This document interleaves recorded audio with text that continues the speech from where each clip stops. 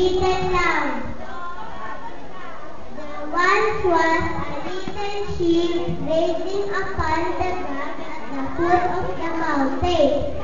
Suddenly, a hungry wolf came by and saw the lamb. His mouth began to water quickly. He sneaked in from behind the sheep and opened his big mouth. At the sniff, ready to devour his prey. Aware of his presence, the sheep suddenly filled himself upon the girl's belly. "Oh, brother wolf, it seems I have taken poison grass. My stomach is in pain. I think I'm going to die." The wolf thought to himself, "The little sheep has been poisoned after eating poison grass.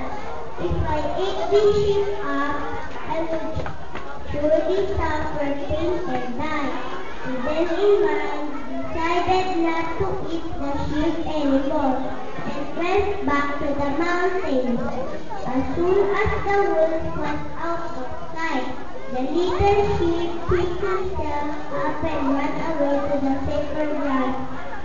Moral lesson: when faced with danger, one should remain calm and think of a way out, even if one has to pretend in order to escape harm.